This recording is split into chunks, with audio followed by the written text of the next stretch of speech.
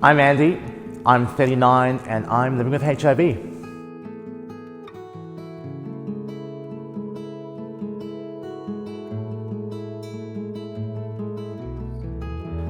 So I was diagnosed with HIV on the 13th of June 2006. This was done via a telephone call, which is probably not usual practice. Unfortunately, after that call, or during that call, the doctor didn't actually give me any steps on what to do next.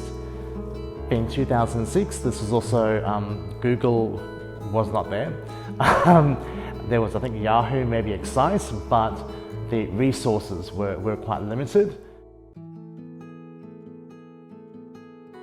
I was sitting in my office, in my desk opposite my manager at that time, and I just remember going absolutely stone cold, just numb with fear, I guess, or numb with something, I don't know. But then the panic started to rise up, and I then told my manager, who was sitting across from me, and I'd firstly gone to the bathroom and just sat there for about 15 minutes, 20 minutes, trying to process this massive piece of news, which is life-changing. It is life-changing.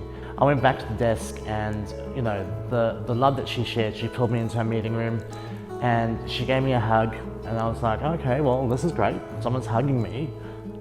Might not be that bad. And she was like, you're a strong person, we're gonna get through this. And the funny thing is, that year for Christmas, she invited me to her home with her kids and her husband. Whereas my parents just didn't want anything to do with me. They were like, nah. To be honest, I actually can't remember what I did. In between, say, 5 p.m. and around about 8 p.m, when I called my parents.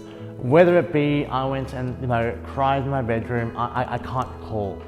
I think I was just literally living in a state of shock, like I was tingling from it. And so I kind of thought, okay, well, I'm gonna have to tell my parents. My life changed completely from that phone call, where I no longer had a family. I no longer had that ability to engage with people I'd known for 22 years, that I called mother, brother, sister, father. I had no ability to engage with them again. And I lost them.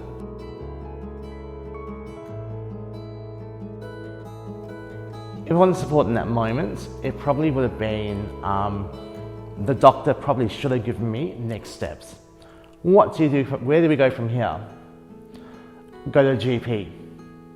Get a referral onto a HIV specialist, go and have a look at what your CD4 count is like, what your viral load is like, and then get that protection, get that care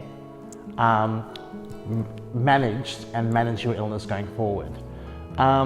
Didn't have that conversation, and didn't think that, being so naive, I guess, that was an option. I'm a survivor. For the last 18 years, I've had to fucking survive. Because the, daddy, can you give me some money? Daddy, can you help me out with this? Daddy, can you help me? That all dried up. There was nothing of that anymore. And so I had to survive. I did things that I didn't think I would have to do in order to survive. And those things have taught me character. Those things I no longer feel ashamed about. There have been nights where I have not had a home. There have been weeks where I've not had a home to live in. There have been nights where I've been hungry. I haven't had money for food. There have been difficult conversations I've had to have with family, with some friends, with work, with people online, dating. And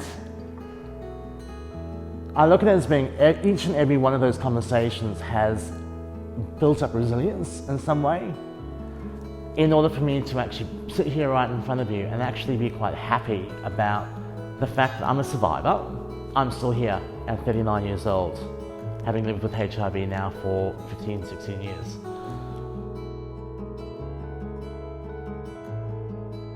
I think that HIV is something that people should still care about because it still affects our communities right now.